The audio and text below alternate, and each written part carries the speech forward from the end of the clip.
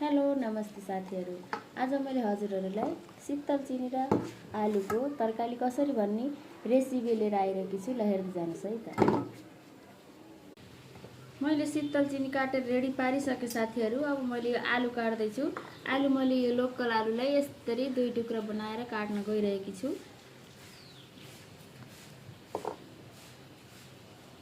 मैले यो दालचिनी र आलुको सब्जी बनाउनको लागि साथीहरू सबै सामान रेडी पारेकी छु।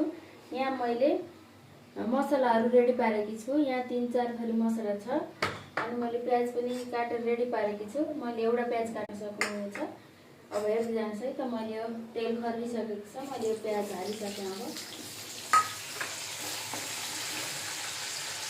हेर्दै जानु साथीहरू। यो प्याज यसरी रातो बनिसकेको छ। यसरी प्याज रातो भइसकेपछि हामीले यसरी आलु हाल्ने। अब यो आलुलाई हल्का रातो रातो गराउने।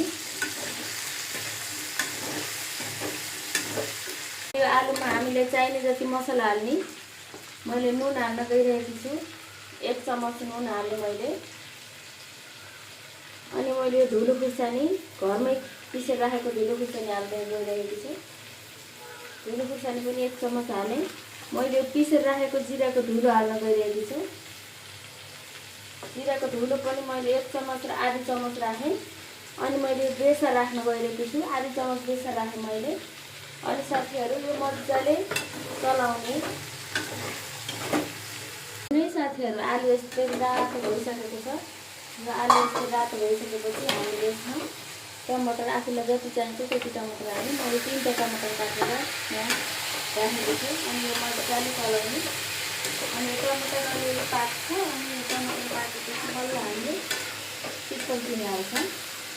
टमाटर यस्तै छुटेर राख्ने आलु र टमाटरलाई। ल हेर्नु है त साथीहरू। हाम्रो यो आलु र टमाटर यसरी पाकिरहेको छ। यो आलु र टमाटर पाकिसकेपछि हामीले अब यो शीतल चिनी यसमा यसरी शीतल चिनी हाल्छ। अनि शीतल चिनीलाई मजाले हामीले आलुसित भुट्छौँ। आलुसित भुटिसकेपछि हामीले यो शीतल चिनीलाई 10 मिनेट जति हामीले छोपेर राख्नेछौँ। 10 मिनेट छोपेर राखिसकेपछि हामीले फेरि कस्तो हुन्छ रेसिपी देखाउनेछौँ। ल हेर्नु है साथीहरू। हाम्रो आलु र शीतल चिनी यस्तो मजाले पाकेको छ। अब यसलाई हजुरहरूले रोटीसित भातसित जेसित नि खान सक्नुहुनेछ। Thank you.